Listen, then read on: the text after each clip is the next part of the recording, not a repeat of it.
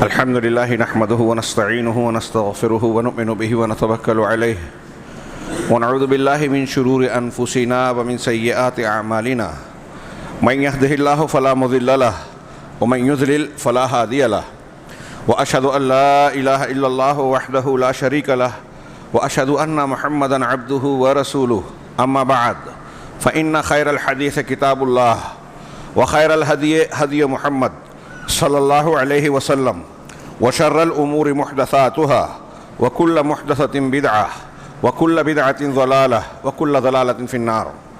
اعوذ باللہ من الشیطان الرجیم. بسم اللہ الرحمن الرحیم. یا ایہا المدثر قم فانذر وربک فکبر وثیابک فطہر والرجز فہجر. محترم حاضرین، کوئی بات ہم شروع کریں اس سے پہلے میں بہتر سمجھتا ہوں کہ اللہ رب العالمین نے ہماری اور آپ کی تربیت کے لیے، دین کو سیکھنے پر توجہ دینے کے لیے جو طریقہ کار اپنایا ہے، اس کی روشنی میں ہم پہلے اپنی زندگی کی حقیقت اور اس کے اختتام کا تذکرہ کریں. اور وہ یہ کہ پہلے ہم لذتوں کو ختم کرنے والی جناب محمد رسول اللہ صلی اللہ علیہ وسلم کے فرمان کے مطابق لذتوں کو کاٹ دینے والی چیز کو یاد کریں، یعنی موت کو. اذکروا حازم اللذات الموت. موت کو یاد کرو. ہم میں سے جتنے بھی لوگ ہیں جو پیدا ہوئے ان کو مرنا ہے. یہ ایک ایسی ننگی حقیقت ہے جس پر کسی دلیل کی ضرورت نہیں. بداہتاً ہر شعور والا اس حقیقت کو تسلیم کرتا ہے اور یہ مانتا ہے کہ اس موت کا کوئی علاج نہیں ہے. ایک ایمان والا شخص یہ تسلیم کرتا ہے کہ اللہ رب العالمین کا مقرر کیا ہوا وقت جب آتا ہے تو اس میں کوئی تقدیم و تاخیر نہیں ہوتی. اور اسے اللہ کے رسول صلی اللہ علیہ وسلم نے حازم اللذات کہا، لذتوں کو کاٹ دینے والی. غور کیجئے کہ ہم دنیا میں بہت سارے خواہشات، پلاننگ، منصوبے بناتے ہیں اور بہت سارے فلسفے جھاڑتے ہیں، دنیا کی باتیں کرتے ہیں، لیکن ایک انسان جب موت کے منہ میں جاتا ہے یا ہم یہ تصور کریں کہ ہم مر جائیں گے تو یہ سارے فلسفے، سارے خواہشات اور دعوے جو ہے دھرے کے دھرے رہ جائیں گے. دوسرے معنی میں ہم کو یہ کہنا چاہیے کہ موت انسان کو اس کی حقیقت سے آشنا کرتی ہے، جوڑتی ہے. اللہ تبارک و تعالی، اللہ کے رسول صلی اللہ علیہ وسلم کی مشہور حدیث ہے، کنت نہیتکم عن زیارت القبور، کہ میں نے تم کو قبروں کی زیارت سے منع کیا تھا. نئے نئے مسلمان جب صحابہ ہوئے تھے تو آپ نے قبروں کی زیارت سے منع کر دیا تھا. کیوں؟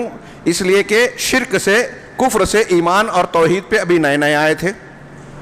اور قبروں سے بدعات و خرافات کا بڑا مضبوط رشتہ ہوتا ہے. عام طور سے آپ دیکھیں کہ آج بھی جن کو صحیح علم، صحیح عقیدہ معلوم نہیں ہوتا، وہ قبرستان سے بہت ساری خرافات کا آغاز کرتے ہیں، شرک کا، خرافات کا، بدعات کا.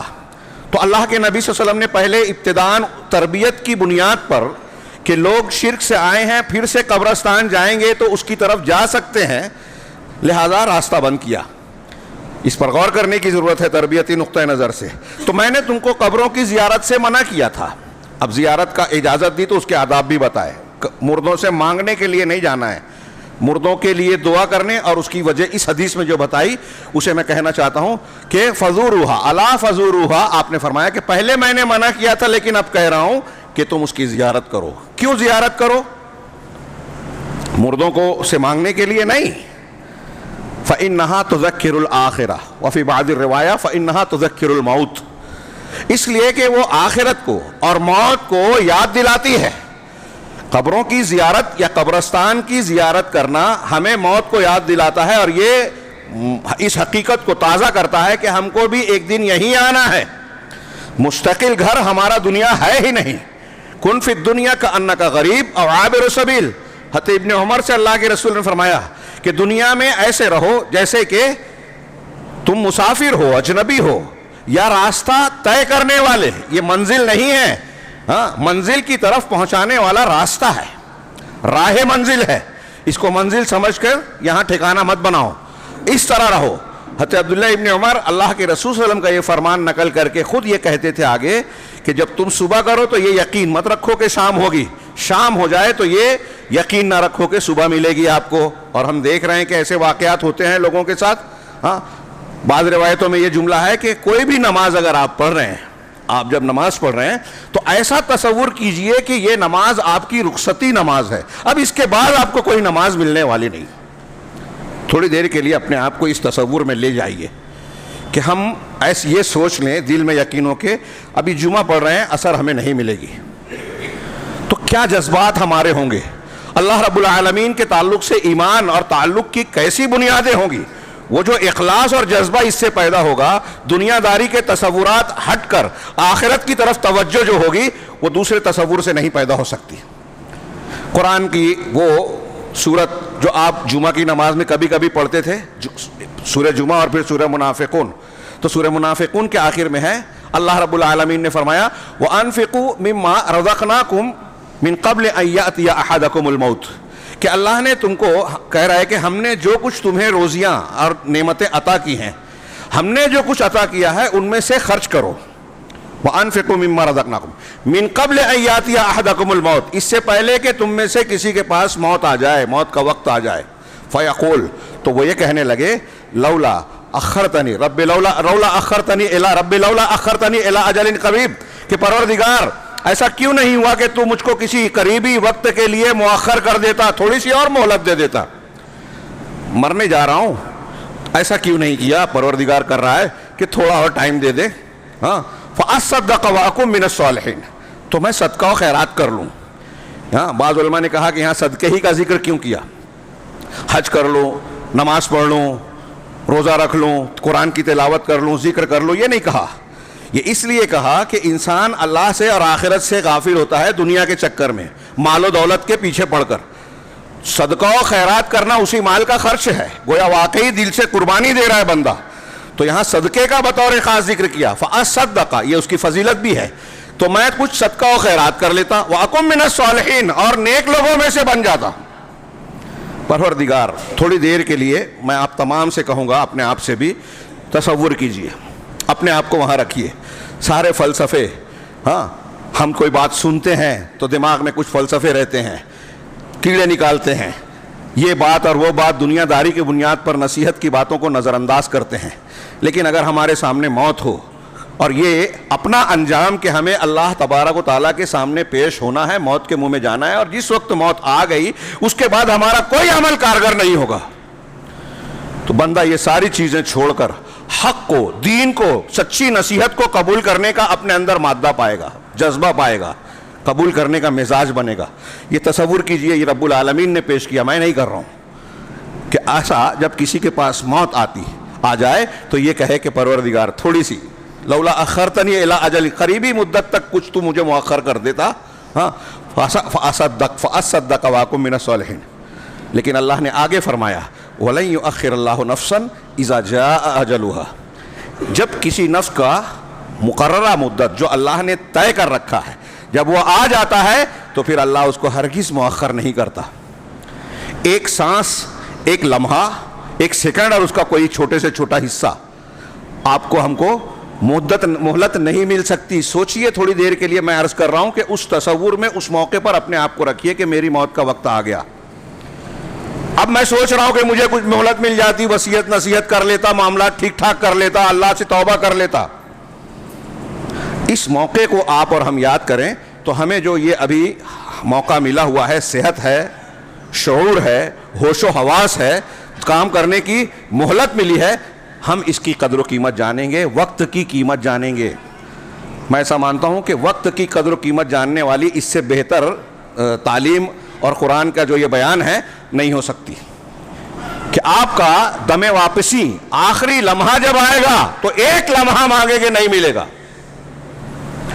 یہ ایک دماغ میں رکھیے کہ ہم سب کو، ہم اپنی قبر اور موت کی طرف ہر لمحہ بڑھتے جا رہے ہیں، ہماری زندگی برف کی طرح زندگی کے لمحات پگھل رہے ہیں۔ سوچئے رب کے پاس ہم کس شان سے، کس حالت میں پہنچنا چاہتے ہیں اور کس حالت میں پہنچ رہے ہیں۔ کون کس جگہ مرے گا، کب مرے گا، کوئی نہیں جانتا۔ قرآن کہتا ہے وہ بزرگان دین کے واقعات بتاتے ہیں کہ بھائی ہاں میں نے دیکھا تبلیغی نصاب میں واقعہ ہے کہ کل میں یہاں مر جاؤں گا، ایک بزرگ نے کہا، اور دوسرے دن وہاں مر گئے. جو ایسا کہہ رہا ہے وہ قرآن کا رد کر رہا ہے. قرآن صحیح ہے یا وہ واقعہ صحیح ہے؟ ایک مومن جھٹ سے کہے گا قرآن، لیکن بزرگوں کی عقیدت میں لوگ یہ کہہ نہیں پاتے ہیں. قرآن پر ایمان نہیں ہے. وما تدری نفس ماذا تکسب غدا وما تدری نفس بأی ارض تموت. سورہ لقمان کی آخری آیت پڑھیے. کوئی نفس نہیں جانتا کہ کل کیا کمائے گا، کوئی نہیں جانتا کہ کس زمین پر مرے گا. ہم نہیں جانتے، لہذا کب کہاں کس کی موت آئے، نہ جانے کس گلی میں زندگی کی شام ہو جائے. اب ایسے کام کے لیے ہم کو کیا تیاری کرنا چاہیے؟ قرآن نے کہا یا ایھا الذین آمنوا اتقوا اللہ حق تقاتہ ولا تموتن الا وانتم مسلمون. اے ایمان والو، اللہ سے ویسے ڈرو جیسے ڈرنے کا حق ہے تمہاری طاقت کے مطابق. یہ دوسری آیت سے تشریح کرتے ہوئے ترجمہ کر رہا ہوں.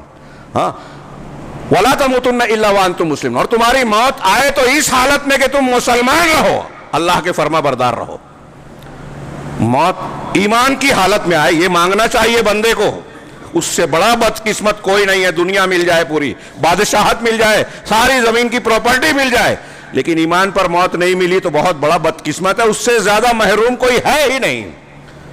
فرعون کو سب کچھ ملا تھا، ایمان نہیں ملا. کیا کہتے ہیں ہم لوگ، آپ لوگ اس کے بارے میں؟ ایک آدمی ساری چیزوں سے محروم ہو، ایمان پر موت ملے، اس سے خوش قسمت کوئی نہیں. اب اس حقیقت کو سامنے رکھیے کہ ہمیں آپ کو مرنا ہے، اللہ کے سامنے جانا ہے، جواب دہ ہونا ہے. وہاں ہیش پیش نہیں چلے گا. آپ کا ہمارا جو ہے بہانہ، فلسفہ، الٹی سیدھی باتیں کہ ہم فلاں مسلک کے ہیں، فلاں دین کے ماننے والے ہیں، فلاں خاندان کے ہیں، کچھ نہیں چلے گا. کوئی باپ کسی باپ کے بیٹے کو، کوئی بیٹا کسی باپ کو کام نہیں آئے گا. کوئی نبی اپنے باپ اور بیٹے کے کام نہیں آئے گا. ابراہیم علیہ السلام آزر کے کام نہیں آئیں گے. یہ حقیقت جب ہمارے دماغ میں بیٹھ جائے تو اب ہم کو سوچنا ہے کہ ہمارے کام کیا آئے گا. یہ آخرت کی بات ہے. اب اس سے پہلے دنیا میں آئیے، حالات حاضرہ پر نظر ڈالیے کہ مسلمانوں کی کیا حالت ہے. گھر سے لے کر عالمی سطح تک اگر حالات حاضرہ پر گفتگو کروں تو مسلمانوں کے اتنے زیادہ بگڑے، فساد زدہ، خراب، دیگرگوں معاملات ہیں کہ اسے بیان کرتے کرتے ایسا لگتا ہے کہ مسلمانوں کا حوصلہ ٹوٹ جائے گا. ہر جگہ مسلمان مارے جا رہے ہیں، کاٹے جا رہے ہیں، گھیرے جا رہے ہیں، سازشوں کا شکار بنائے جا رہے ہیں. کہیں جو ہے عزت و آبرو کا مسئلہ ہے، کہیں جو ہے مال و دولت کا، اسباب کا مسئلہ ہے، تو کہیں کوئی اور معاملہ.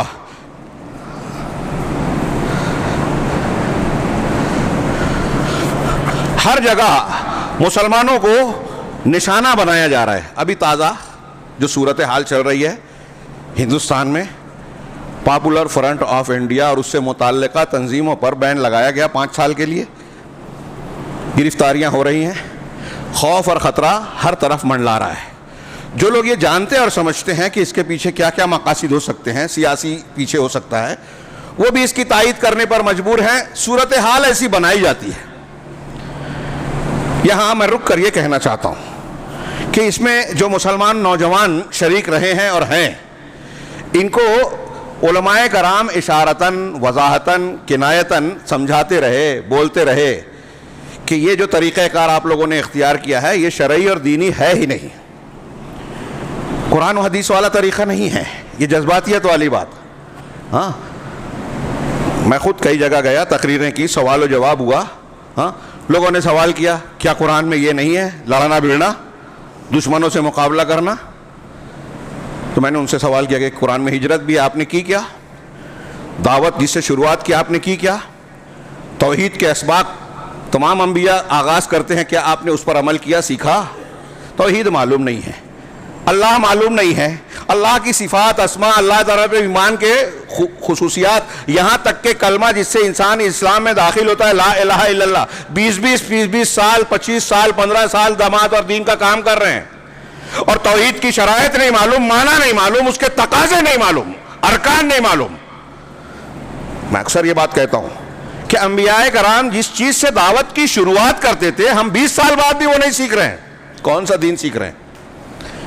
ایک طرف فضائل بیان کر رہی ہے ایک قوم، کوئی حکومت قائم کرنے کی بات کرتی ہے، اللہ کو کوئی نہیں اللہ کو نہیں پہچانتے اور اللہ کا دین قائم کرنے کی بات کرتے ہیں. تحریکی ہمارے نوجوان علماء سمجھا رہے ہیں, دوسرے لوگ بتا رہے ہیں, ماننے کو تیار ہی نہیں ہے, دلائل کو قبول نہیں کرتے. کہ کوئی جذباتی آدمی آ گیا, نئی فکر پیش کیا, صحابہ کرام پہ تنقید کر رہا ہے, حدیثوں پر کو نشانہ بنا رہا ہے, علماء کرام پر جو ہے نشانے باندھ کر ان سے دور کر رہا ہے. ہمارا نوجوان اس کی ہاں میں ہاں ملاتا ہے, علماء سے دور. اور آج تو نیٹ کا زمانہ ہے, یہود و نصارہ ہمارے گھروں تک پہنچے ہوئے ہیں, نوجوان تک, لڑکوں اور لڑکیوں تک پہنچے ہوئے ہیں. نتیجہ کیا ہے کہ ہمارا نوجوان دین سے بیگانہ ہے. ایک طبقہ تو وہ ہے جو شہوتوں میں مبتلا ہے, ننگی فلمیں, ننگی باتیں, الٹی سیدھی حرکتیں, فلمی کردار, اور اس کا نتیجہ ہم سماج میں دیکھ رہے, کہیں نشے کی کثرت ہے, کہیں قتل, چھوٹی چھوٹی باتوں پر لڑائی جھگڑا اور قتل تک بات پہنچ جاتی ہے, کہیں گینگ بنتے ہیں اور دنیاوی بنیادوں پر جو ہے لڑائی جھگڑے ہوتے ہیں, کہیں حرام خوری ہے, پیسہ کمانے کے چکر میں جو ہے حلال حرام کی تمیز کا خاتمہ ہے, پڑھا لکھا طبقہ بھی کمزوروں پر ظلم کر رہا ہے. کون سی برائی ہے جو ہمارے سماج میں نہیں ہے؟ دوسری طرف ہماری خواتین, دین سے دوری, گھر جو ہے وہ دین کی بجائے دنیا داری کا نقشہ بنا ہوا ہے, فلموں, ٹی وی چینلوں اور موبائل سے فرصت نہیں ہے. نتیجہ کیا ہے ہم دیکھ رہے ہیں, غیرت ہماری مر چکی ہے شاید, کہ ہم اس طرح کی خبریں سنتے ہیں کہ ہماری بچیاں مرتد ہو رہی ہیں. پولیس اسٹیشن میں بلا کے اپنے باپ سے بیٹی کہتی ہے کہ اب تمہارا اور ہمارا کوئی تعلق نہیں ہے, ہمارا دھرم, میں نے دھرم بدل لیا اور آپ کا گھر چھوڑ دیا. یہ کہاں سے ہو رہا ہے, کس بنیاد پر ہو رہا ہے؟ اب ایسی صورتحال میں ہمارے علماء تحریک چلا رہے ہیں اصلاح معاشرہ کی.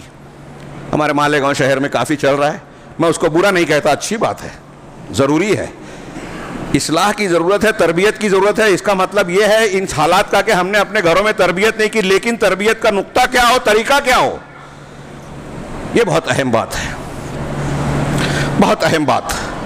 کاش جمعہ کے خطبے کا وقت کچھ وسیع ہوتا کہ تربیت کا مرکز کیا ہو. ابھی میں جو بیان کروں گا یا تربیت کا صحیح طریقہ, تو لوگ ایسا سمجھیں گے اور کہیں گے کہ یہ تو اختلافی بات ہے, مسلک کی بات کر رہے ہیں.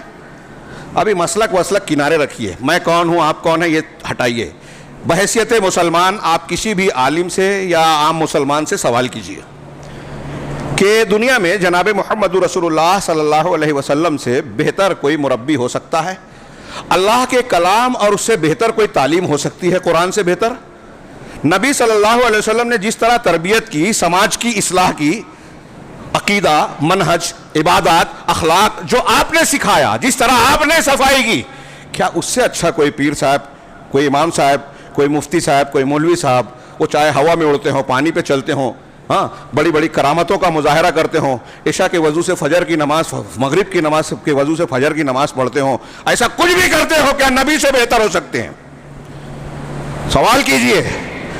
میرا خیال ہے, میں یقین رکھتا ہوں کہ جو مسلمان اپنے آپ کو کہتا ہے وہ یہی جواب دے گا کہ نبی سے بہتر نہیں ہو سکتا.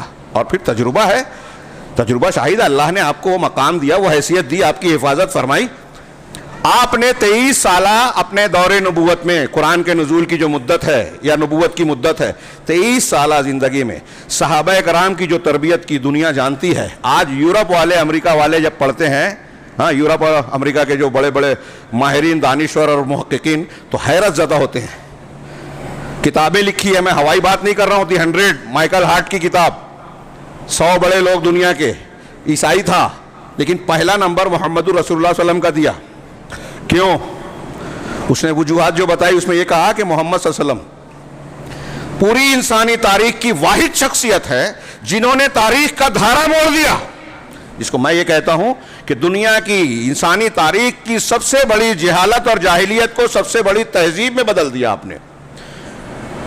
والٹر ایک مستشرق ہے, عیسائی مصنف, وہ کہتا ہے کہ نبی کریم صلی اللہ علیہ وسلم کی تربیت یافتہ جتنے عظیم شخصیات, اس نے لفظ ہیروز استعمال کیا, یہ لفظ ذرا ٹھیک نہیں لگتا صحابہ کے لیے. اس نے کہا جتنی عظیم شخصیات آپ کے پہلو میں, آپ کے تربیت میں تیار ہوئے, انسانی تاریخ میں کبھی ایک زمانے میں اتنی بڑی بڑی شخصیات پیدا ہی نہیں ہوئی. اس کے لفظ ہے کہ آپ ہیروز کی نرسری تھے. تھوڑی دیر کے لیے یہ باتیں اور بھی کہی جا سکتی ہیں, ربیع الاول کے تناظر میں اس کو اور میں کہنا چاہتا تھا, لیکن موقع نہیں ہے. میں اصل موضوع پہ آتا ہوں کہ نبی صلی اللہ علیہ وسلم کی یہ شان اور یہ چیز سب کو قبول ہے, لیکن نبی صلی اللہ علیہ وسلم کو بحیثیت مربی ہم قبول کرنے کے لیے تیار نہیں ہیں. ابھی ہم کہیں کہ قرآن حدیث کو مان لیا جائے, اسی انداز میں تربیت کی جائے جس طریقے سے رسول اللہ صلی اللہ علیہ وسلم نے کہا, تو کوئی کہے گا کہ ہم تو فلاں مولانا کے طریقے کو اختیار کر رہے ہیں, ہماری دعوت اور تبلیغ کا طریقہ مولوی صاحب کے طریقے پہ ہے, فلاں دانشور کے طریقے پہ ہے, وہ اتنا بڑا دانشور ہے, اس کو اتنے لوگ فالو کرتے ہیں, اس کو اتنے لوگ یوٹیوب چینل پہ جو ہے یا نیٹ پر جو ہے لائک کرتے ہیں, لہٰذا میں اس کے پیچھے چلوں گا. ہاں, کروڑوں لوگ کسی کو لائک کریں, نبی کریم صلی اللہ علیہ وسلم سے بہتر یا آپ کے برابر بھی کوئی نہیں ہو سکتا. یہ دوسری حقیقت. میں نے پہلی بات کہی, موت کو یاد کیجئے, ہم سب کو مرنا ہے, اللہ کے سامنے جانا ہے, حساب دینا ہے. اس حقیقت کے تناظر میں آپ باتوں کو غور کیجئے, یہ مت دیکھیے یہ مسلک اور وہ مسلک. دوسری بات میں نے کہی کہ آج کے حالات دیکھیے, آواں کا آواں ہمارا بگڑا ہوا ہے, ہر چیز بگاڑ کا شکار ہے, فساد کا. برائیوں کو لوگوں نے آرٹ اور خوبصورتی کا رنگ دے دیا, فیشن اور فلاں اور فلاں. جن چیزوں پہ پہلے لوگ شرماتے تھے اب اس پر فخر کرتے ہیں, جو چیزیں چھپ کے کرتے تھے اب اعلان کرتے ہیں, جن گناہوں کا چھپ کر لوگ موقع ڈھونڈتے تھے اب اس کو اپنی جیب میں لے کے پھرتے ہیں کہ موبائل ہے اور دوسرے راستے ہیں. گناہ کے مواقع, فتنوں کے انبار ہیں. اب ایک دوسرا موضوع کہ مسلمان بطور خاص ایک قوم کے, یہ تیسرا پہلو پیش کر رہا ہوں, ساری دنیا کا نشانہ ہے. جتنے کافر طبقات ہیں, جتنے دنیا کے کافر قومیں ہیں, سب مسلمانوں کو اپنا ایک نمبر دشمن مانتے ہیں. منبر رسول سے کہہ رہا ہوں, آپ حقائق دیکھتے ہیں, جانتے ہیں. اور سیدھی سی بات ہے, باطل ہمیشہ حق کو قبول نہیں کرے گا, اس کو خطرہ محسوس ہوگا. اور مسلمانوں میں جو اہل حق ہیں, صحیح مسلک والے, قرآن و حدیث کو ماننے والے, کھل کے کہوں اہل حدیث سلفی, ہاں, آپ دیکھیے کہ مسلمانوں میں جتنے بدعتی فرقے ہیں سب کا نشانہ اہل حدیث ہے, کوئی نہیں چھوڑتا نشانہ. لیکن اللہ کے رسول کی پیشین گوئی ہے کہ ان کے مخالفین ان کا نقصان نہیں پہنچا سکیں گے. آزمائش ہوگی, سوال اعتراض ہوگا, پریشانیاں آئے گی, انبیاء کو آئی سب سے زیادہ, لیکن کچھ اکھاڑ بگاڑ نہیں پائیں گے ان کے مخالفین. قرآن حدیث کہتی ہے, یہ بہت بڑی فضیلت ہے اہل حق کے لیے. اور حق کا, باطل کا ہمارا مخالف ہونا یہ حق ہونے کی دلیل ہے. جس کا کوئی مخالف نہ ہو, سب اچھا بولیں, وہ حق نہیں ہو سکتا. آج اہل تصوف, روافظ, صوفی اور ہمارے ہاں جو فضائل والی باتیں پیش کرتے ہیں نا, امریکہ یورپ کی پارلیمنٹ میں ان کے دانشور, ان کا تھنک ٹینک کہتے ہیں کہ ان سے ہم کو کوئی خطرہ نہیں ہے. یہ میں ایسے ہی نہیں کہہ رہا ہوں, رپورٹیں ہیں. مسلمانوں کو 3 کیٹیگری میں تقسیم کیا انہوں نے, ایک لبرل, ایک میڈیم. لبرل ان کے حساب سے چلنے والا, میڈیم جو ہے یہ فضائل والا, اور ایک انتہا پسند. یہ کون؟ جن سے خطرہ ہے. کون؟ جن کے پاس قرآن حدیث ہے. ہم اور آپ ابھی میں بول رہا ہوں, بہت سے تعجب کریں گے, بہت سے انکار کریں گے, مولانا کچھ بھی بولتے, ہاں, مولوی صاحب کچھ بھی بیان کرتے, ہاں. لیکن یورپ اور امریکہ کے دانشور اور تھنک ٹینک نے تحقیق کر رکھی ہے کہ مسلمانوں میں سب سے سچا دین, خالص اسلام کس کے پاس ہے. یہ انہوں نے ہماری ایجنسیز کو بھی بتایا ہے. اس لیے ٹارگٹ کون ہے؟ قرآن و حدیث والے. وہ یہ جانتے ہیں کہ قرآن و حدیث والی بات میں پکڑ نہیں ہے, قانون کی خلاف ورزی نہیں ہے. یہ پاپولر فرنٹ اور فلاں فلاں تنظیمیں جو لانچ کی جاتی ہے, ہم جب یہ کہتے تھے تو لوگوں کو یقین نہیں آتا تھا, ابھی بھی نہیں مان رہے ہیں لوگ کہ ان کو بنایا جاتا ہے شکار کرنے کے لیے کہ کچھ ایسی باتیں کہو, کچھ ایسے کام کرو جس سے تم پکڑ میں آؤ, جس سے ہم ٹی وی چینل پہ یہ بیان کر سکے کہ دیکھو مسلمان ایسے ہوتے ہیں اور اس کا تعلق سلفی جماعت سے ہے.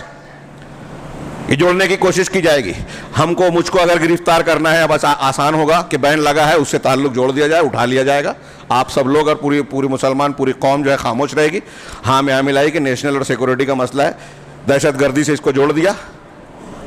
سمجھ میں نہیں آتا نوجوانوں کو, علماء سے دور ہیں, نئے نئے افکار اور نئے نئی شخصیات سے متاثر ہوتے ہیں. ہاں, بجھا رکھا ہے انہوں نے الگ الگ ٹاپک پر, یورپ اور امریکہ والوں نے.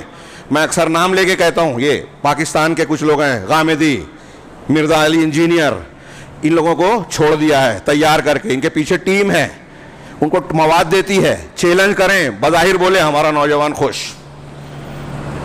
اب مرزا کے چکر میں آ کے ایک ایسا ٹاپک جس کی ہم کو ضرورت نہیں ہے, حب اہل بیت کے نام پہ رافضیت کو پھیلا رہا ہے.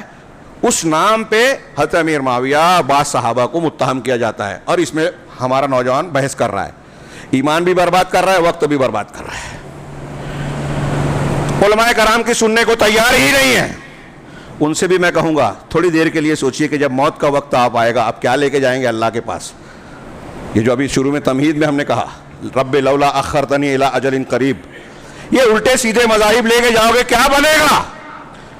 تھوڑی دیر کے لیے سوچئے. میں تو دہل جاتا ہوں, رونگٹے کھڑے ہو جاتے ہیں اور حیرت کرتا ہوں کہ ہمارے لوگ نوجوان, ہاں جو لوگ ہیں یہ موت اور ان سب چیزوں کو اتنا واضح طور سے جانتے ہیں, پڑھتے ہیں, سنتے ہیں, پھر بھی شہوات اور دنیا داری اور دین کے معاملے میں اتنی لاپرواہی کیسے کر سکتے ہیں؟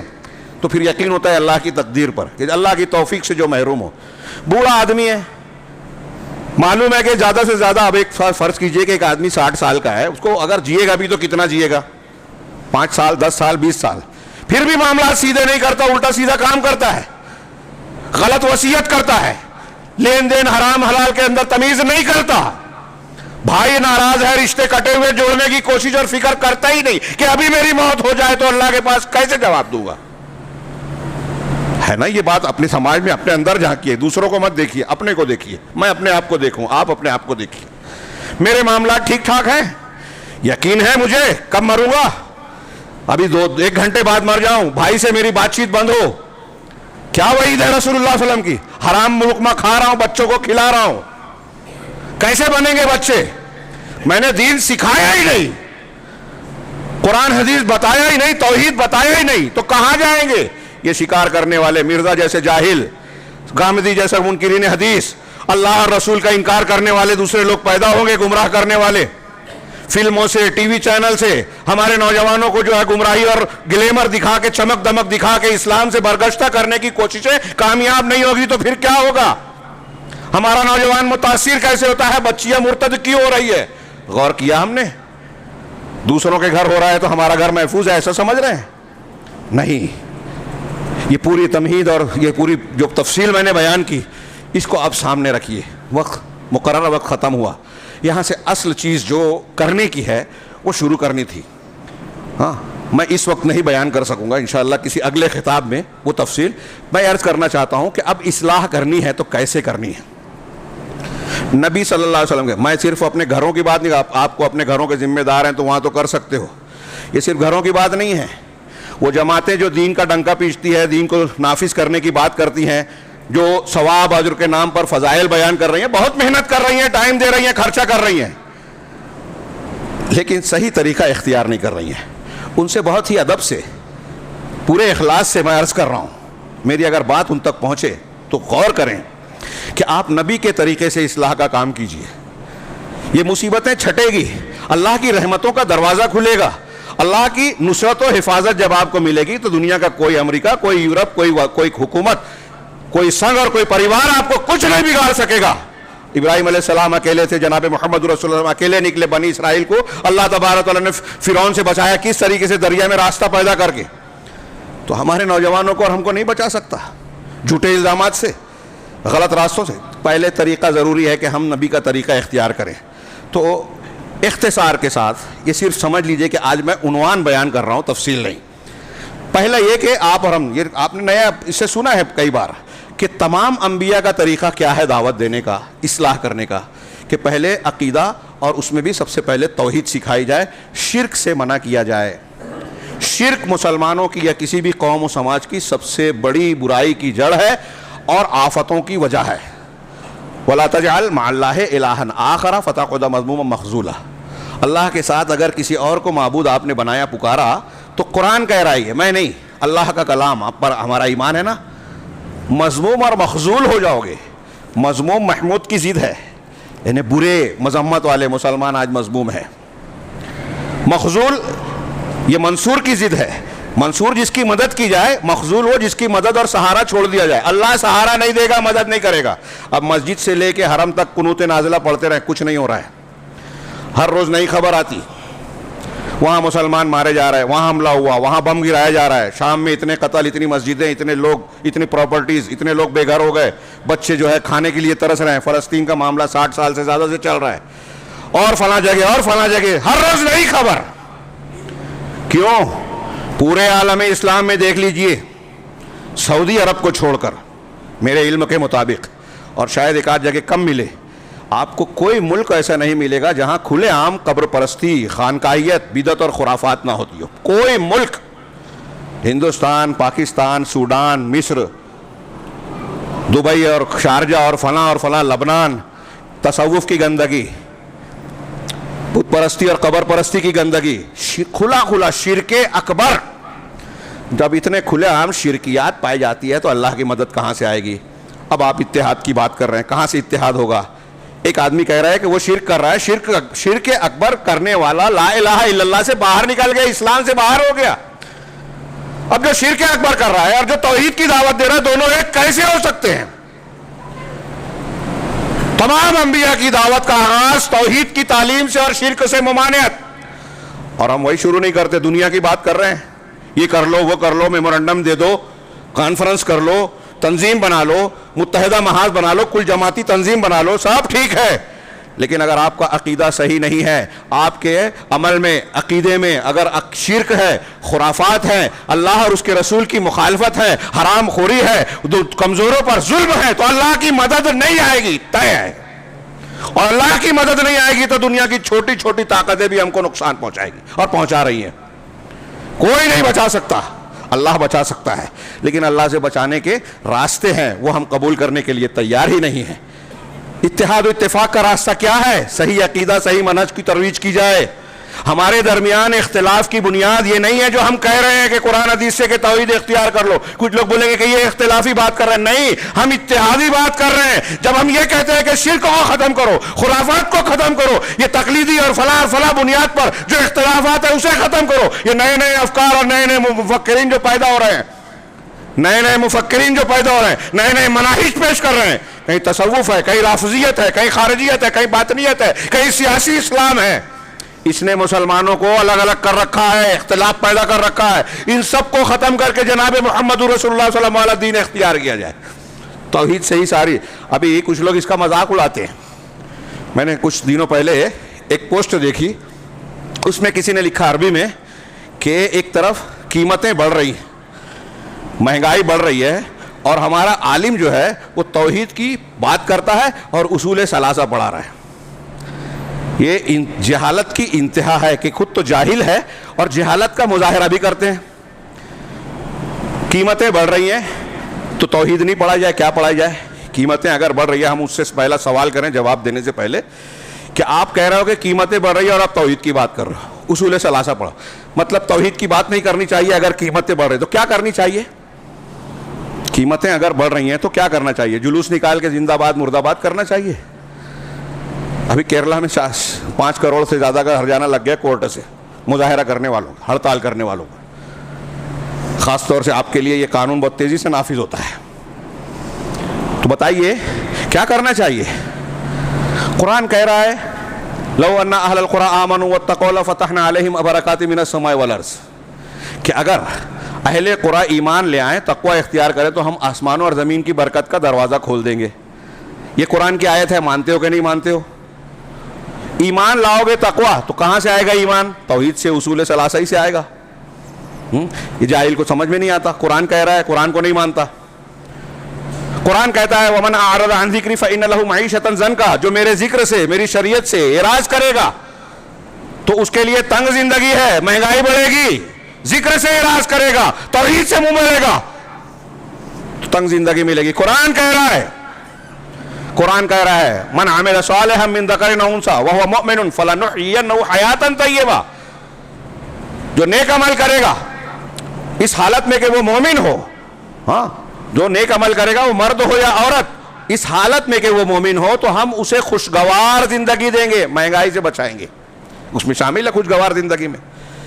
تنگ زندگی میں مہنگائی بھی ہے، خوشگوار زندگی میں سستائی ہے یا سہولت ہے. تو کس کی بنیاد پر ملے گا؟ ایمان اور عمل صالح. دنیا بھی سدھرے گی، آخرت بھی سدھرے گی. اور میں نے عرض کیا کہ تمام نبی کریم صلی اللہ علیہ وسلم نے انتہائی برے سماج کو 23 سال میں ٹھیک کر دیا اپنی دعوت سے. تو جو طریقہ آپ کا تھا اسی طریقے کو اختیار کیا جائے. تمام انبیاء کا یہی طریقہ رہا. آپ اپنے بچوں کو صحیح عقیدہ سکھائیے، مسجدوں میں اہتمام کیجئے. یہاں جو ذمہ داران ہیں میں ان سے گزارش کروں گا، ہر جگہ کر رہا ہوں آج کل، گھر گھر یہ محنت کیجئے. آپ ڈاکٹر بنانے کے لیے 25 لاکھ 50 لاکھ کا خرچہ کرتے ہیں، ڈونیشن میں فیس الگ اور دوسرے اخراجات الگ. انجینئر بنانے اور فلاں کے لیے بڑی فکر رہتی ہے کہ میرے بچے کا کچھ بن جائے، 20-25 سال جیے گا یا کمائے گا، اس کے لیے اتنا ٹینشن. ہمیشہ کی زندگی کی فکر نہیں ہے. ہاں آپ ڈاکٹر بنانے کے لیے 25 لاکھ دے سکتے ہو، 2,500 نہیں دے سکتے ایک مولوی کو کہ آپ کے گھر میں آ کے آپ کے بچے کو توحید اور ایمان سکھائے. اس کو کروڑ بھی دو گے نا تو اس کا مول نہیں ہے. یہ آپ کو بچے کو سب سے قیمتی چیز آخرت سنوارنے کی چیز سکھا رہا ہے. تمام انبیاء نے یہی سکھایا، تمام انبیاء کی دعوت. میرے ہاتھ میں کاغذ تھا، میں نے ترتیب وار لکھا تھا. موقع نہیں ہے کہ میں یہ بھی بیان کرنا تھا کہ قرآن مجید کے نزول کی ترتیب آپ دیکھیے، کسی اور تقریر میں انشاءاللہ میں بیان کروں گا اس کی تفصیل.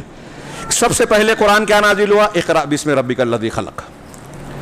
پڑھیے اپنے اس پروردگار کے نام سے جس نے پیدا کیا. تشریح کا موقع نہیں، میں معذرت کر رہا ہوں، واقعی بہت شاندار باتیں ہیں. یہ پہلی وحی ہے، اس میں اتنے پہلو سے علماء نے لکھا ہے اور حیرت ہوتی ہے اللہ کے کلام ان 5 آیتوں میں الگ الگ انداز میں. پیدا کیا، ساری مخلوق کا ذکر ہے. خلق الانسان، خاص انسان کو ذکر کیا کہ مخلوق میں خاص مرکزی حیثیت اس کی ہے. خلق الانسان من علق، جمے ہوئے خون سے. اس کو جمے ہوئے خون سے نطفے سے کیوں نہیں کہا، اس پر بھی لوگوں نے بحث کی، موقع نہیں ہے. تو اب انسان کو رحم میں باپ ماں کے پیٹ میں پیدا کر کے استقرار کے بعد کس طریقے سے بڑھایا، ہمارے جسم اور شریر کی اللہ رب العالمین نے پرورش کی، یہ ایک طرف. آگے فرمایا خلق الانسان من الذی علم بالقلم علم الانسان ما لم یعلم. تعلیم دی، پیدا کیا، بڑھایا، یہ جسم کی پرورش ہوئی، اور تعلیم دی اس کے ذریعے سے روح کی پرورش کی. اس آیت کا ایک پہلو جو میں پیش کرنا چاہتا ہوں کہ آپ سب سے پہلا سبق اللہ کے رسول کو اور آپ کے ذریعے سے پوری امت کو دیا قیامت تک کہ پہلے پڑھنا چاہیے. اپنے بچوں کو پڑھائیے. کیا پڑھانا ہے؟ قرآن. اللہ نے جو اتارا اسے. یہ پہلی وحی تھی. دوسری وحی جو میں نے خطبہ مسنونہ کے بعد پڑھا، اللہ تعالیٰ یہ وحی آنے کے بعد ایک گیپ ہو گیا، تقریباً 3 مہینے یا کوئی بھی ایک الگ الگ مدت علماء نے بتائی ہے. اس کے بعد جو وحی نازل ہوئی سب سے پہلی وہ ہے یا ایھا المدثر قم فانذر، اے کپڑا لپیٹنے والے. آپ ایک مرتبہ راستے سے گزر رہے تھے انقطاع وحی اور فترت وحی کے بعد کہ راستے میں حضرت جبرائیل علیہ السلام آسمان اور زمین کے درمیان ایک کرسی پر بیٹھے ہوئے نظر آئے. آپ ڈر گئے اور گھر پر آ کر کہا دثرونی دثرونی زملونی دثرونی. مزمل اور مدثر کا تقریباً ایک ہی معنی ہے. اللہ تعالیٰ نے وہ کہا آئے گھر پہ اپنے اور کپڑا کہا مجھے کپڑا اڑا دو. تو اللہ نے نازل کیا یا ایھا المدثر، اے کپڑا اوڑھنے والے، قم، کھڑے ہو جائیے. کھڑے ہونے کا مطلب محنت کرنے کا، کوشش اور محنت کے ساتھ آپ اٹھ جائیے. ہاں قم فانذر، اور ڈرائیے. ہاں اللہ تبارک و تعالیٰ کی توحید کے ذریعے ڈرائیے، تنبیہ کیجئے. انذار کہتے ہیں الاعلام مع التخویف، ڈرانے کے ساتھ خبر دینا. آپ خود ڈرائیے. وَرَبَّكَ فَكَبِّرْ، اور اپنے پروردگار کی بڑائیاں بیان کیجئے، دوسروں کی نہیں، اللہ کے بڑائی بیان کیجئے، توحید پیش کیجئے. وَثِيَابَكَ فَطَهِّرْ، اور اپنے کپڑوں کو صاف کیجئے. کپڑے سے مراد یہ جو ہم لباس پہنتے ہیں یہ بھی ہو سکتا ہے. کپڑے سے مراد برے اخلاق، اخلاقی گندگیاں، ظاہر و باطن کی وہ ساری چیزیں جو انسان کو گندہ کرتی ہیں، وہ ساری چیزیں مراد ہو سکتی ہیں. تو ظاہر اور باطن پاک کیجئے. وَثِيَابَكَ فَطَهِّرْ وَالرُّجْزَ فَاهْجُرْ، اور رجز بتوں کو بھی کہتے ہیں، گناہوں کو بھی. ایک معنی یہ کہ بتوں کو چھوڑ دیجئے، مطلب بتوں کی پرستش مت کیجئے، شرک سے آلودہ مت ہوئیے، اس کے خیالات کو نکال دیجئے. اور ایک معنی یہ ہے کہ گناہوں سے اپنے آپ کو پاک کیجئے. رجز معنی ساری نافرمانیاں. دونوں کو معنی ملا کر کہ اگر ہم تربیت کرنا چاہ رہے ہیں، اللہ تعالیٰ اپنے رسول کو کہہ رہا ہے کہ اللہ کی بڑائی بیان کرنا ہے، ڈرانا ہے، اور اس سے پہلے اپنی ظاہری اور باطنی گندگیوں کو نکالنا ہے. اسی کو تخلیہ اور تزکیہ کہا جاتا ہے. تحلیہ اور تزکیہ، برائیوں سے صاف کرنا اور اچھائیوں سے آراستہ کرنا. اس کے بغیر ہم اپنے بچوں عورتوں کی اصلاح تربیت نہیں کر سکتے. یہی طریقہ ہے. یہ جو جذباتی بات کرتے ہیں نوجوان، وہ سیکھیں، سوچیں، غور کریں، علماء ربانیین سے جڑیں. یہود و نصارہ کے ایجنڈے کے مطابق یہ مرزا ہو اور فلاں آپ کو علماء سے دور کر رہے ہیں، کرنا چاہتے ہیں، اور یہ ان کا مقصد ہے کہ آپ علماء سے دور ہو جائیں تو آسان شکار بن جائیں گے ان کا. علماء ربانیین کی بات کر رہا ہوں، بدعتی علماء کی نہیں. علماء ربانیین زندہ ہیں تو علم زندہ ہے، علم زندہ ہے تو اسلام زندہ ہے. اسی لیے مدارس ٹارگٹ ہیں اور علماء ٹارگٹ ہونے والے اور ہو رہے ہیں پوری دنیا میں. تو بہرحال قم فانذر وربک فکبر وثیابک والرجز فہجر آگے اور بھی آیت کا حصہ ہے. یہاں یہ دوسری صورت ہے. تیسرے سورہ فاتحہ کو لیجئے. سورہ فاتحہ قرآن کا آغاز ہے. بعض علماء کہتے ہیں کہ سب سے پہلے نازل ہونے والی مکمل صورت ہے. مولانا آزاد وغیرہ نے تحقیق پیش کی. کچھ لوگ کہتے ہیں معراج کے وقت نازل ہوئی, کچھ لوگ کہتے ہیں مکہ مدینہ دونوں جگہ نازل ہوئی. جو بھی ہو یہ مکمل صورت ہے, مکہ میں نازل ہو گئی تھی. یہ راجح قول ہے, خود قرآن سے ثابت ہوتا ہے. وَلَقَدْ آتَيْنَاكَ کیا ہے سبع من المثانی والقرآن العظیم. سورہ ہجر میں جو کہا کہ سبع مثانی دیا, اس سے مراد سورہ فاتحہ ہے, اور یہ مکہ میں نازل ہوئی. اس کا مطلب اس آیت سے پہلے سورہ فاتحہ آ چکی تھی. اب سورہ فاتحہ پر غور کیجئے, کاش وقت ہوتا. 2-4 جملے ایک ایک آیت پر کہہ کے میں اپنی بات ختم کرتا ہوں.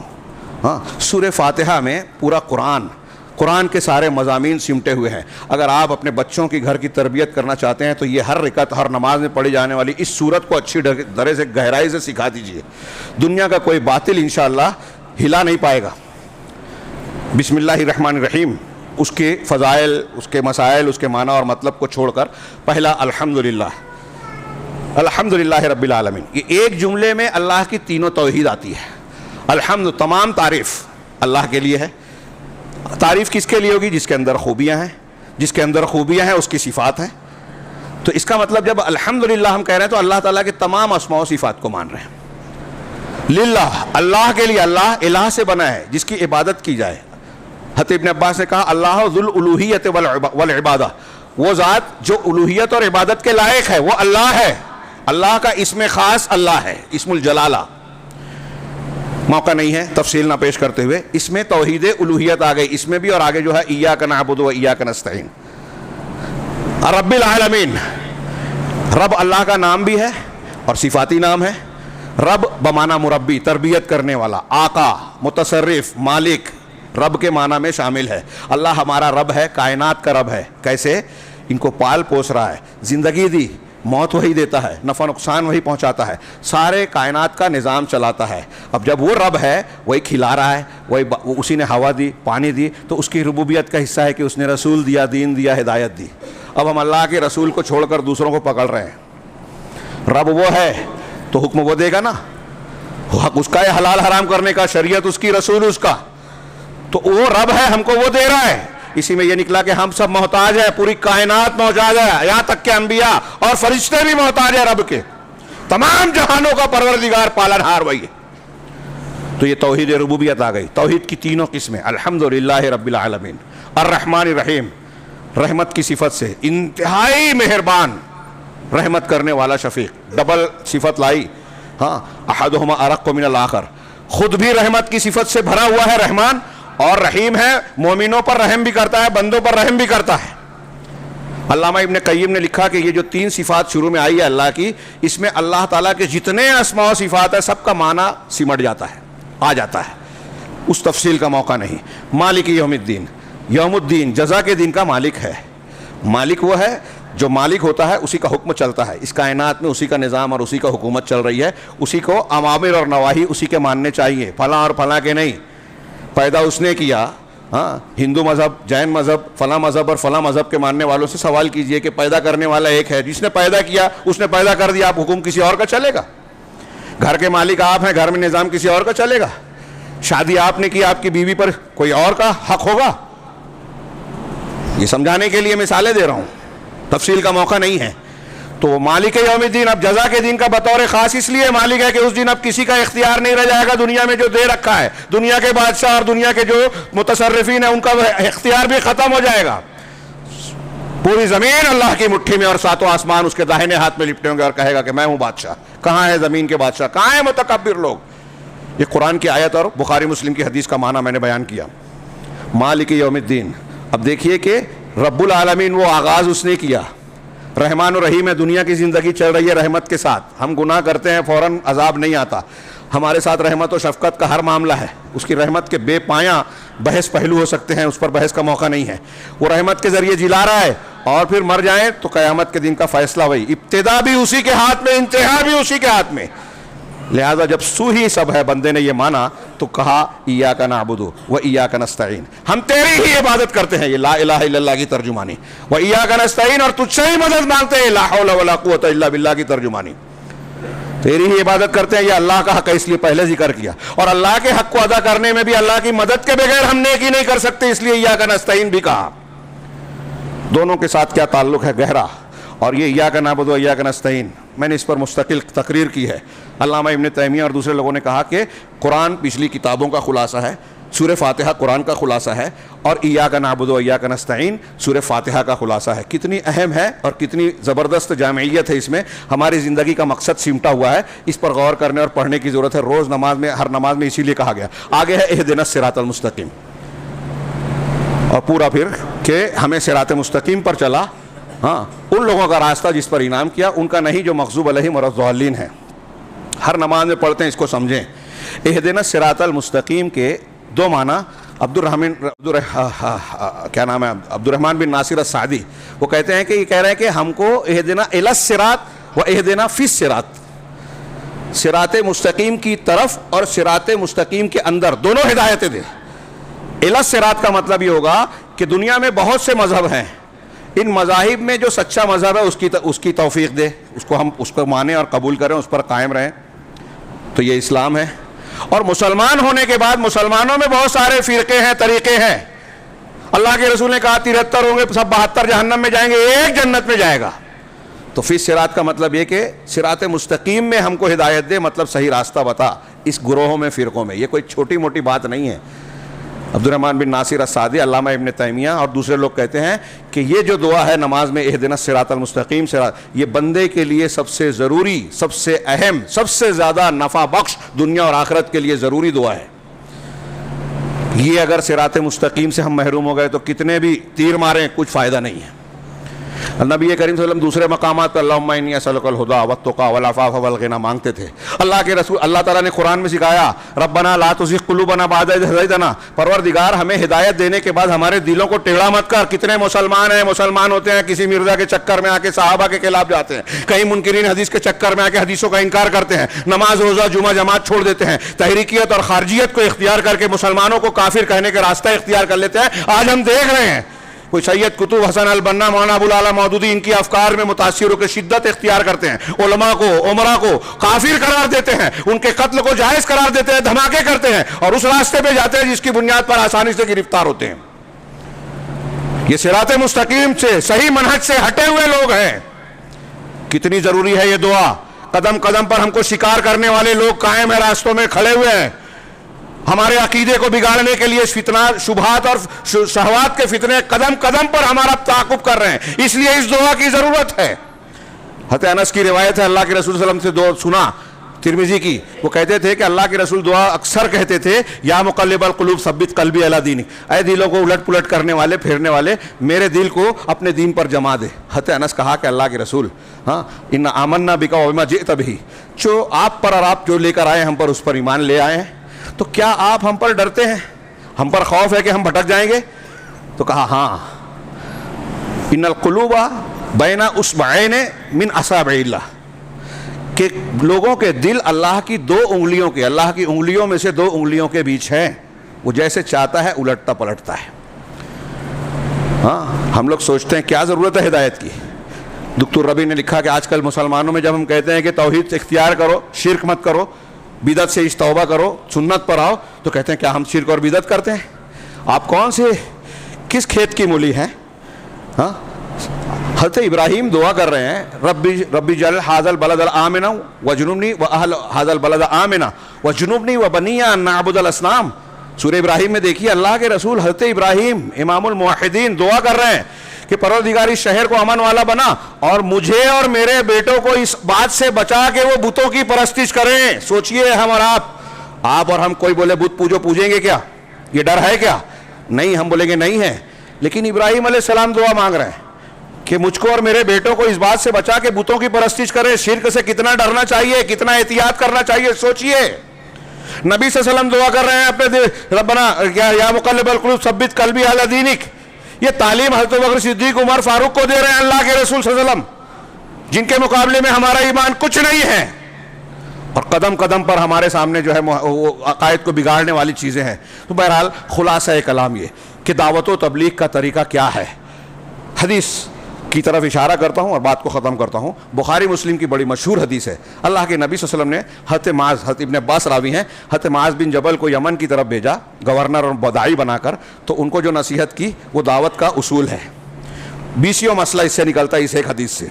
آپ نے فرمایا انک تأتی قوما من اہل الکتاب، کہ اے معاذ آپ اہل کتاب کی ایک قوم کے پاس آ رہے ہو، ان کے پاس جا رہے ہو.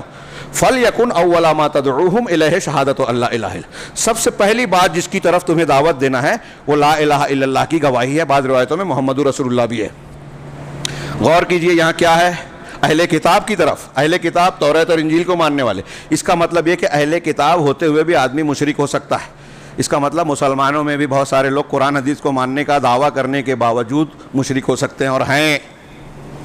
اگر شرک کر رہے ہیں تو پہلی دعوت یہ نہیں ہونی چاہیے کہ سونے کے آداب یہ ہیں، کھانے کے آداب یہ ہیں، راستے کے آداب یہ ہیں، یہ فضیلت ہے، اشراق کی یہ فضیلت ہے، مسواک کی یہ فضیلت ہے. جی نہیں، اس سے کوئی فائدہ نہیں. مسواک کرتے کرتے نماز بھی پڑھے گا، زندگی بھر مسواک کرتا رہے، اگر توحید نہیں ہے کوئی فائدہ نہیں. ایک دن تہجد نہیں چھوٹے گی اگر توحید نہیں ہے کوئی فائدہ نہیں. یہ ہمارے یہاں دین صحیح بتایا ہی نہیں جاتا. توحید اگر دل میں ہوگی، اللہ کا خوف ہوگا، تو یہ تقریریں نہیں کرنا پڑے گی. آپ فضائل بتا کے لوگوں کے معاملات بگاڑ رہے ہیں. بہن کا حصہ کھا کے بیٹھا ہے آدمی، سود کھا رہا ہے اور سمجھتا ہے کہ میں 2 رکعت پڑھ لوں گا، فلاں ذکر کر لوں گا تو اتنا فرشتہ میرے لیے، اتنے فرشتے میرے لیے دعا کریں گے، سب معاف ہو جائے گا. غلط دین ہے، بہت غلط دھوکہ ہے. وہ معاف نہیں ہوگا. پہلی بات تو یہ کہ وہ بدعت آپ کر رہے ہیں جو بتائی جا رہی ہے، یہ نصاب اور اتنی مرتبہ اور اتنے فرشتے. اگر وہ صحیح بھی ہو کچھ روایتیں تو اس سے صغیرہ گناہ معاف ہوتے ہیں، سب نہیں. توحید اگر ہوگی بندے کے اندر، یہ آپ محنت کر رہے ہیں نا دین کی، فضائل کی بجائے توحید بتائیے، اللہ کا ڈر پیدا کیجئے. یہ نبیوں کا طریقہ ہے. جب اللہ کا ڈر دل میں آ جائے گا تو آپ صرف ایک جملہ بولیں گے کہ اللہ نے اس سے ناراض ہوتا ہے، جہنم میں جائے گا، یہ حرام ہے، بندہ چھوڑ دے گا. صحابہ کرام کو کہا گیا کہ شراب حرام ہو گئی، منہ کی پھونک دی، جام و ثبوت توڑ دیے، مدینہ کی گلیوں میں بہا دیے شراب کو. سوچئے یہ اللہ کا ڈر، یہ تربیت کا صحیح طریقہ ہے. آپ فضائل بتاتے رہیں گے، کبھی اصلاح نہیں ہوگی، معاملات نہیں ٹھیک ہوں گے. تو میں حدیث پیش کر رہا تھا کہ اہل کتاب ہوتے ہوئے بھی آدمی شرک کر سکتا ہے، اس سے پتہ چلا. اور اگر شرک ہے، کفر ہے، تو سب سے پہلے توحید کی دعوت دی جائے گی. اللہ کے رسول آگے فرماتے ہیں فَإِنْهُمْ أَطَاعُوكَ لِذَلِكَ، اگر یہ بات وہ مان لے تمہاری فَأَعْلِمْهُمْ أَنَّ اللَّهَ افْتَرَضَ عَلَيْهِمْ 5 صلوات فِي كُلِّ يَوْمٍ وَلَيْلَةٍ، تو تب انہیں یہ بتانا کہ اللہ نے رات اور دن میں 5 وقت کی نماز ان پر فرض کی ہے. توحید کو مان لیں تو نماز بتانا. اس کا مطلب توحید نہیں مانے تو نماز کی باری نہیں ہے. ہم نماز اور اس کی فضیلت بتا رہے ہیں اور نماز کی فضیلت بھی بتا رہے ہیں. تو اس میں سنت کیا ہے، فرض کیا ہے، نبی کا طریقہ کیا ہے. اللہ کے رسول کہہ رہے ہیں کہ نماز ویسے پڑھو جیسے مجھے دیکھا. ہم لوگ کہتے ہیں کہ ہم ویسے پڑھیں گے جیسے ہمارے مسلک والے نے بتایا. اللہ کے رسول کی ماننے کو تیار نہیں ہے. ربیع الاول آیا، ابھی نعرہ لگے گا، جلوس نکلے گا، محفل میلاد، رسول کا دامن نہیں چھوڑیں گے، پکڑنے کوئی تیار نہیں ہے. تو چھوڑیں گے کیسے؟ چھوڑنے کا سوال ہی نہیں ہے. سنت پر عمل نہیں کرتے، رسول سے محبت وہ نہیں کرتے، آپ نہیں کرتے، آپ رسول کی مخالفت کرتے ہو. جو بدعت کر رہا ہے وہ رسول کا دشمن ہے. جلوس نکالنے والے بدعت کر رہے ہیں، وہ دنیا کی فلسفے جھاڑ رہے ہیں، اس میں کیا برائی ہے، سیاسی اور یہ دین سمجھ کے آپ کر رہے ہیں محبت رسول. صحابہ کرام نے یہ محبت ایسے نہیں کی. جیسے صحابہ نے کی، جیسے اللہ رسول نے بتایا ویسے محبت کی جائے. تو اللہ کے رسول کی کہ نقش قدم پر سنتوں پہ چلنے والے آپ سے محبت کر رہے ہیں اور وہ اہل الحدیث ہیں. بدعتوں کا رد کرنے والے اللہ کے رسول کے محب ہیں، کسی کی مخالفت کی پرواہ نہیں. رسول سے محبت ہے تو آپ کی تعلیم پھیلائیں گے. یہ محبت ہے. آپ ناراض ہو رہے ہیں، ہم بول رہے ہیں، پھر بھی کوئی پرواہ نہیں ہے. اللہ ناراض نہ ہو. اللہ کے رسول سے محبت ہم کو حکم دیا گیا، آپ کی اطاعت کا حکم دیا گیا ہے. ہاں تو رسول کا طریقہ، رسول سے محبت. ابھی یہ نعرے لگیں گے لیکن رسول کی بات ماننے کے لیے لوگ تیار نہیں ہیں. ہاں کسی نے ایک بہت اچھا نقطہ بیان کیا، کافی وقت ہو گیا، معافی چاہتا ہوں، کہ نبی صلی اللہ علیہ وسلم جو بھی نیکی آپ سکھائیں گے تو آپ جس کو سکھائیں گے وہ عمل کرے گا، آپ کو ثواب ملے گا. اب نبی نے ہم کو جو دین سکھایا، اگر ان کے سکھائے ہوئے دین پہ عمل کریں گے تو ہمارے عمل سے خود بخود نبی کو ثواب پہنچے گا. اب یہ بدعتی جو ہے نبی کی تعلیمات پر عمل نہیں کرتے، بدعت پر کر رہے ہیں، تو یہ اجر و ثواب پہنچا رہا ہے، یا وہ جو سنت پر عمل کر رہا ہے وہ اجر و ثواب پہنچا رہا ہے نبی کے درجات کو بلند کرنے کے لیے. خیر، تو یہاں کہ جب توحید مان لیں تو نماز، اور جب یہ مان لیں تو پھر زکوٰۃ اس حدیث میں ہے. اس حدیث سے کیا پتہ چلا؟ نبی کیا طریقہ سکھا رہے ہیں کہ پہلی دعوت توحید کی ہونی چاہیے. اس کے بعد نماز یا دوسرے فرائض کا نمبر آئے گا. سب سے اہم چیز سب سے پہلے, پھر اس کے بعد سب سے اہم چیز. اب ہمارے گھروں میں میں عرض کروں گا کہ اپنے بچوں, عورتوں کو توحید, اللہ کے حقوق, توحید ربوبیت, اسماء و صفات سکھانے کا اہتمام کیجئے. مسجدوں میں دروس پڑھائیے, بڑوں کی تعلیم بالغاہ کا انتظام کیجئے. یہ عقیدے کی نگرانی اور نگہداشت کیجئے. دنیا کی سب سے قیمتی دولت جو ہم کو ملی ہے یہی ملی ہے. صحابہ کرام نے جان دے دی, گھر چھوڑ دیا, سب کچھ قربان کر دیا, بچایا عقیدے کو, اور ہم اسی کے تعلق سے بے پرواہ ہیں. اللہ سے دعا ہے کہ وہ ہمیں دین کی بنیادوں کو سمجھنے اور اس کی قدر و قیمت کو جاننے کی توفیق عطا فرمائے, اس کی حفاظت کرنے کی توفیق دے.